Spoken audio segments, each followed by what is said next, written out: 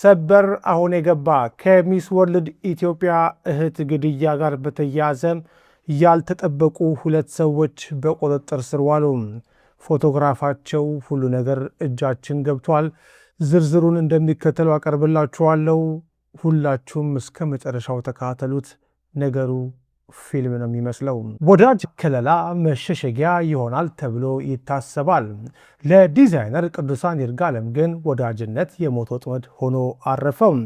የ2026ቱ የሚስ ወርልድ ኢትዮጵያ የውበት ንግሥት የሩት ይርጋለም ታላቅ እህት የሆነችው ቅዱሳን በሞዴሊንግ ዓለም ውስጥ ስኬትን ከምትመኘውና ከእህቷ ጋርም የትምህርት ቤት ትውውቅ ከነበራት ቅድስት ሙሉቀን ጋር የጠበቀ ጓደኝነት ነበራት። ሆኖም ከዚህ ጓደኝነት ጀርባ ጥልቅ የሆነ ምቀኝነትና አደገኛ ሴራ ተሸሽጎ ነበረ። ሁሉም ነገር የተጀመረው ዓርብ ዕለት በተደረገ አንድ የስልክ ጥሪ ነው። ለአንድ ዓመት ያህል ተጠፋፍታ የነበረችው ቅድስት የናፍቆት በሚመስል የጓደኝነት መንፈስ ለቅዱሳን ደወለች።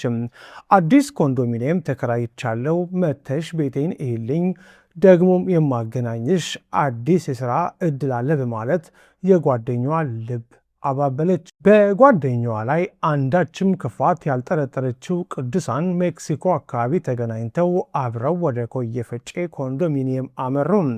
ቅዱሳን የጓደኛዋን አዲስ ሕይወት ለማየት በደስታ ስትጓዝ እየሄደች ያለችው ግን ወደ ራሷ የሞት ቀጠሮ ነበረ።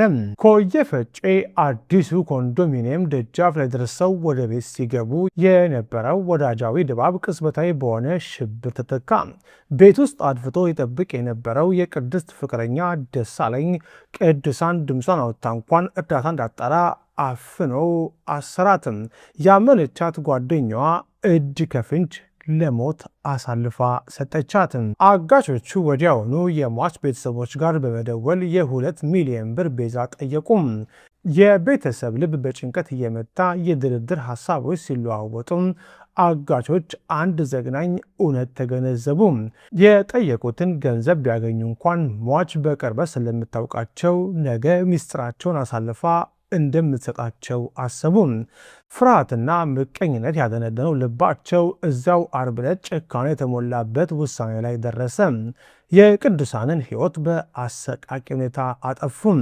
አስክሬኗንም ማንም እንዳያገኘው በሚል እዛው አካባቢ በተከራዩበት ሌላ ተጨማሪ ኮንዶሚኒየም ውስጥ ደበቁትም። ይሁን እንጂ የፈጸሙት ግፍ በጨለማ ሊቀበር አልቻለም። ፖሊስ ባደረገው አፋጣኝና የተቀናጀ ክትትል ዋነኛ ተጠርጣሪዋ ቅድስት አዲስ አበባም ከተማ ውስጥ ጎተራ አካባቢ በቁጥጥር ስር ዋለች። የወንጀሉ ተባባሪ ተብሎ የተጠረጠረው ደሳለኝ ደግሞ ሁኔታው ሲከፋበት ለማምለጥ ሞክሮ አዳማ ከተማ ውስጥ ተደብቆ እያለ በፖሊስ መረብ ውስጥ ወደቀ። በአጠቃላይ ከጉዳዩ ጋር በተያያዙ 8 ሰዎች ለታሰሩ ዘሐበሻ ሰምቷል።